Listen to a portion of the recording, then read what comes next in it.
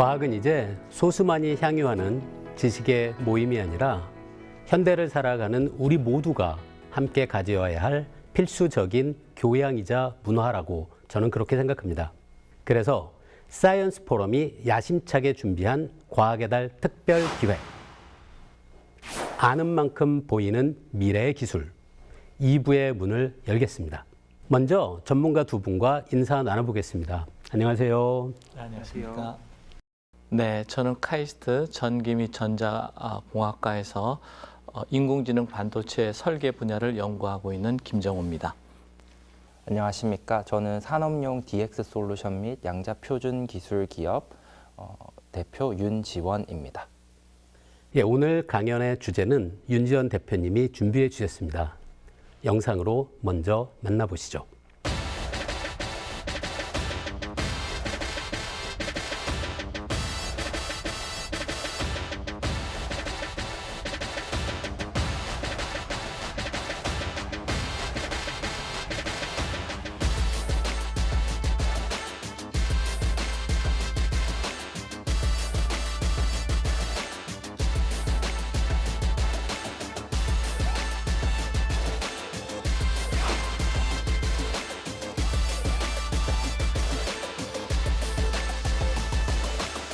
양자, 과학에서 산업으로의 진화. 대표님, 시작하기 앞서서 시청자분들이 집중해서 들어야 할 강연의 포인트가 있을까요? 제가 생각하기에는 앞으로 이제 디지털에서 양자로 바뀌는 전환점이 있을 것 같은데요. 그 시대를 우리 모두가 어떻게 준비할지 고민하면서 들어주셨으면 좋겠습니다. 예, 우리 윤지원 대표님 강연을 듣기 전에 김정호 교수님, 윤지원 대표님께 궁금한 거 있으세요? 저는 디지털 도메인에서 인공지능을 연구하고 있는데 어떤 계기가 되면 양자로 넘어갈지, 그래서 양자로 빨리 넘어갈 것 같으면 전공을 바꿀까, 그래서 그거 좀 알려주시면 좋겠습니다. 예. 사실 양자라는 거는 굉장히 오랜 기간 저희 곁에 있었습니다. 100년 전에 아인슈타인이나 보어 같은 훌륭한 물리학자들이 연구할 때도 양자가 있었는데요. 사실 인류의 20세기와 21세기 역사는 반도체가 작아지는 역사와 함께 했다고 저는 보고 있는데, 더 작아지기 힘든데 산업과 경제는 지속적으로 성장을 해야 되니 그 다음 대안으로 양자를 많은 사람들이 고민하지 않는가 생각하고 있습니다. 네. 저희가 연구하는 이제 반도체 설계는 사실은 전자공학이거든요. 이제 양자공학으로 바꿔야 될지도 모르겠습니다. 동의하고 있습니다. 예, 저도 궁금한 게 하나 있는데요. 이렇게 오게 될 이 양자의 세상에서도 결국 우리가 살아가고 있는 거시적인 크기의 세상에서 일반인들이 양자역학을 이용하게 되는 건 쉽지 않을 것 같아요. 양자역학을 이용해서 라면을 끓이거나 양자역학을 이용해서 운전을 하거나 그럴 수는 없을 것 같은데요. 우리에게 가장 큰 영향을 미치게 될 분야 같은 게 어떤 것일까요? 근원적으로 봤을 때 사실 지금 저희의 삶과 양자의 삶이 크게 달라지게 보일 것 같지는 않습니다. 말씀하신 대로 인간이 살고 있는 이 스케일과 양자가 돌아가는 스케일은 너무나도 큰 차이가 있기 때문인데요. 그런데 훨씬 더 효율적인 전자제품들은 사용을 할 수 있을 거라고 보고 있어요. 양자는 그 자체가 워낙에 작은 단위를 잘 다루기 위해서 만들어진 공학들이다 보니까, 예를 들어 좀 더 나은 그 배터리 물질을 합성을 할 수 있다라고 하면은 예를 들어 20일 정도는 또 쓸 수 있겠죠. 근본적으로 다른 스마트폰이 만들어지는 건 아니겠지만은 이제 그런 점에서 좀 더 효율적이고 나아지는 그런 삶을 기대할 수 있지 않을까 생각합니다. 예, 윤지원 대표님 답변 감사합니다. 말씀 들어보니까 오게 될 양자의 세상에서 라면을 빨리 끓일 수는 없을 것 같지만 휴대폰은 오래 쓸 수 있다는 그런 희망을 가져봅니다. 자, 그러면 우리 윤지원 대표님 이야기를 무대로 모셔서 자세히 들어보겠습니다. 안녕하세요. 윤지원입니다. 왜 지금 양자를 얘기하고 있을까요? 지금 우리나라뿐만 아니라 미국, 유럽, 중국, 전 세계 주요 국가들이 양자에 대해서 얘기를 하고 있습니다.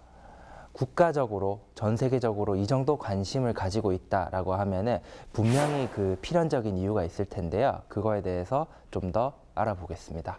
좀 화면에 보시는 이런 노트북이나 이런 휴대전화, 의료기기 이런 것들은 사실은 초창기 모델들과 비교해 보면 엄청난 발전을 이뤄냈습니다. 훨씬 더 작아졌고요, 훨씬 더 싸졌고요. 그리고 동일한 장비가 훨씬 더 많은 기능을 가질 수 있게 되었습니다. 그런데 지금 조금 걱정이 있습니다. 산업적, 경제적 관점에서 봤을 때 이런 제품들이 계속 발전할 수 있을까에 대한 우려가 있는 것이죠. 많은 분들이 잘 아시겠지만은 산업이라든가 경제학은 만족이라는 걸 모릅니다. 지금 반도체가 5나노 정도 작아졌으면 충분히 작아졌을 거야. 우리의 뭐 LCD나 OLED가 이 정도 해상도를 가졌으면 이제 충분히 좋아졌으니까 더 좋아질 필요가 없어라고 말하지 않습니다. 계속 그 격차를 유지하고 발전을 해가야 되는데 우리가 우리 주변의 크기는 이제 정복을 했고요. 밀리미터 단위, 마이크로미터 단위, 그리고 이제 한 10나노미터 단위, 이제 나노미터 단위까지는 정복을 했는데 전자공학 기반이 발전하려면은 이것이 계속 더 작아져야지만 되는 거죠. 그런데 지금 하필이면 이 시점에 통신의 분야에서 그리고 이제 컴퓨팅의 분야에서 센싱의 분야에서 우리가 바틀넥을 느끼고 있습니다. 이걸 뚫어내야지만 된다라고 보고 있어서 이제 전 세계적인 관심이 오고 있지 않을까 저는 생각을 합니다. 그러면은 앞서 보셨던 스케일이 이제 나노미터, 0.1나노미터까지 작아지게 되면은 전자공학이 아니라 양자공학이 시작이 되는데요. 주변의 모든 장치들이 좀 더 나아지려면은 양자를 흡수를 할 수밖에 없는데 그런 관점에서 많은 분들이 양자에 대해서 관심을 가져야 된다라고 저는 생각하고 있습니다. 그럼 양자과학에서 양자라는 단어는 어디서 나온 것일까요? 양자는 영어로 퀀텀이라고 하는데요. 영어의 정량적이다라는 의미의 quantitative와 어원을 같이 합니다. 그래서 양자라는 단어가 사실은 정량적이라는 의미인데 그래서 이게 무작위하게 파동과 입자성을 가지는 게 아니라 파동성을 가진다고 하더라도 그림처럼 하나의 0의 지점을 지나가는 게 하나씩 많아지는 순서로 가게 되는 거죠.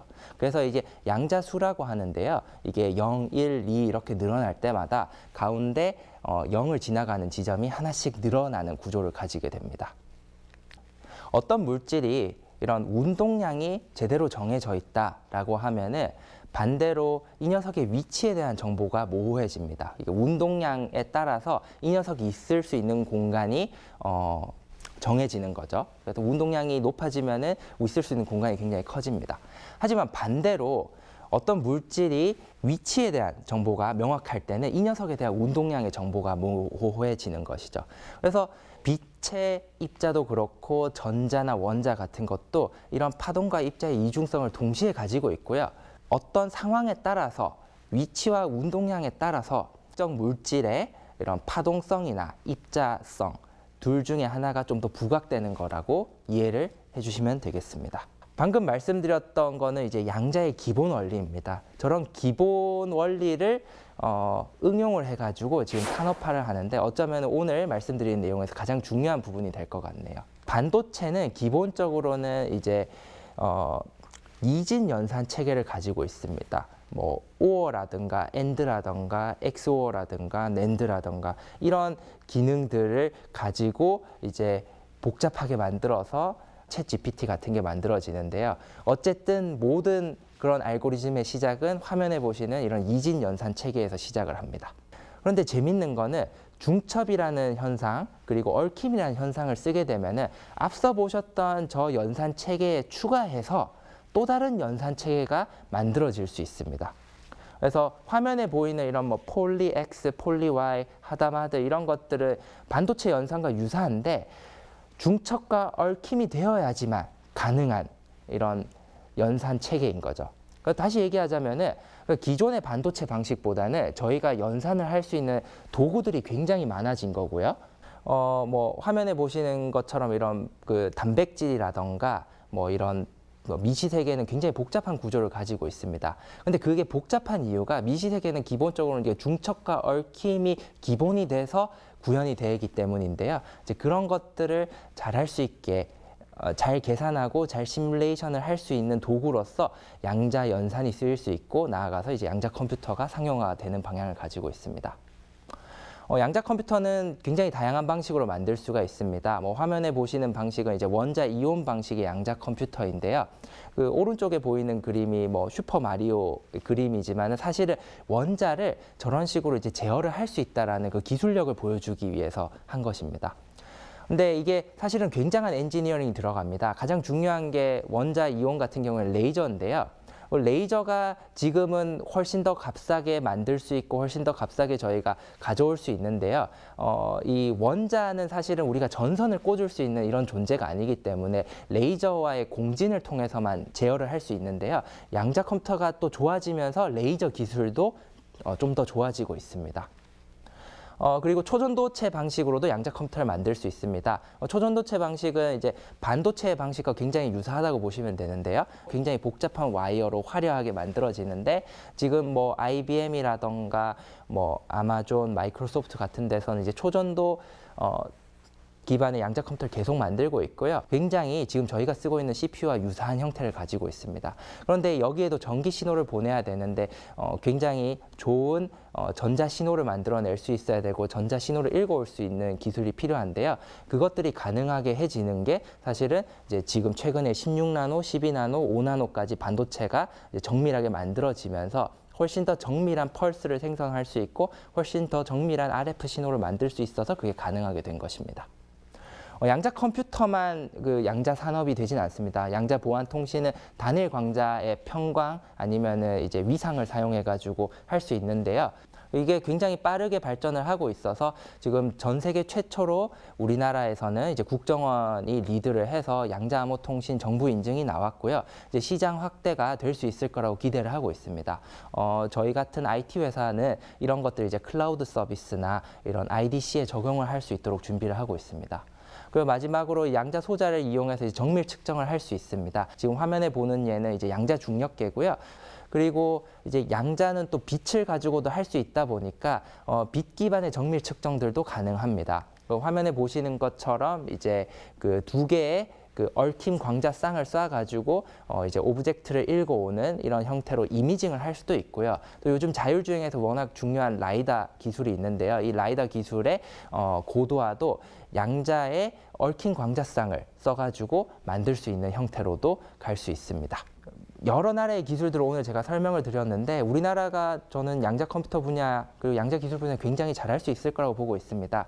지금 양자 컴퓨팅 분야는 사실은 반도체 기술이 지난 수십 년 동안 문제를 해결해왔던 그 길을 똑같이 따라가고 있다고 보고 있습니다. 아까 화려한 양자 컴퓨터가 작아지려면은 이런 제조 기술들이 좋아져야 되는데요. 우리나라는 파운더리 기술도 좋고요. 이제 전자회로 설계, 이런 제작하는 기술도 좋고 또 정밀하게 뭔가를 가공하는 기술도 좋다 보니까 이런 것들을 지금 이제 반도체 분야에 많이 집중을 하고 있지만은 이런 경험과 노하우, 인프라를 양자 분야에 쓸 수 있다고 하면은 우리나라도 빠르게 성장을 할 수 있을 거라고 보고 있습니다.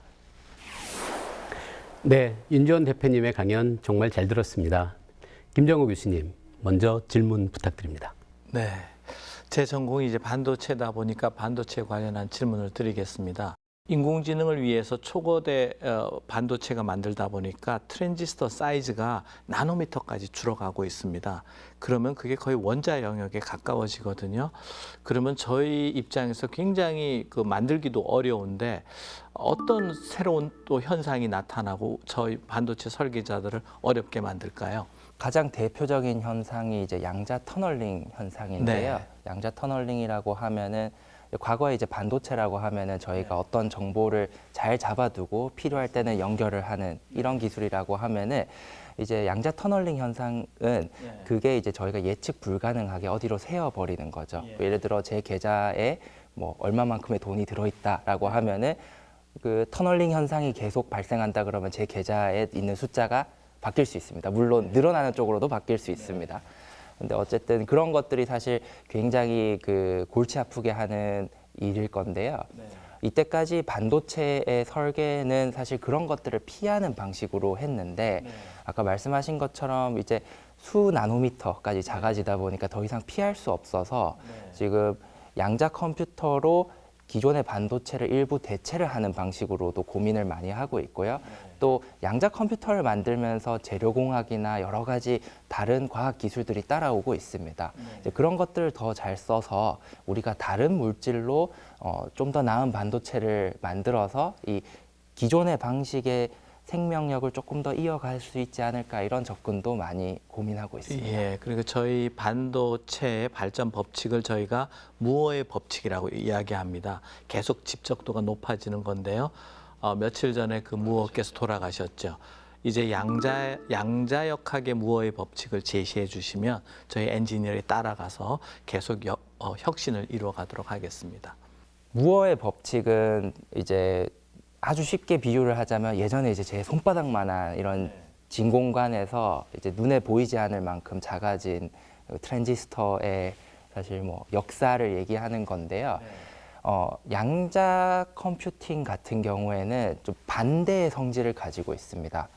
다시 말씀드리자면은 애초에 시작을 원자 하나, 이온 하나, 아니면 뭐 인공 원자 하나로 시작을 해가지고 이런 것들을 저희가 양자적으로 컨트롤하는 거는 잘 하는데 이런 것들이 사실은 10개, 100개, 1000개로 늘어나면서 들어가는 복잡한 공학은 아직 문제를 다 해결하지 못했습니다. 그래서 역무어의 법칙이라고 할 수 있을 것 같은데 반도체 소자를 대체할 만한 단일한 양자 소자는 있지만은 이 녀석들을 앞으로 몇 년 동안 몇 배의 스케일로 계속 키워나가느냐가 중요해서 그런 부분을 공학자의 관점에서 잘 풀어주시면 양자 컴퓨터가 계속 발전하지 않을까 생각합니다. 그래서 제 꿈 중에 하나가 이제 반도체를 직접 회로를 실리콘 위에서 하는데 그게 대량 생산이 가능하고요.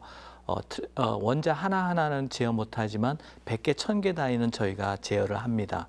그래서 양자 소자를 실리콘 반도체 위에 집적을 하는 거예요. 그러면 양자 현상하고 전자 현상하고 합치면 그게 새로운 양자 컴퓨터의 무의 법칙으로 갈 수 있지 않을까 이렇게 좀 조심스럽지만 제어해 보고요. 그런 분야에서 한번 같이 할 수 있는 기회가 있으면 좋겠습니다. 동감합니다. 예, 이번엔 제가 질문 드려볼 텐데요.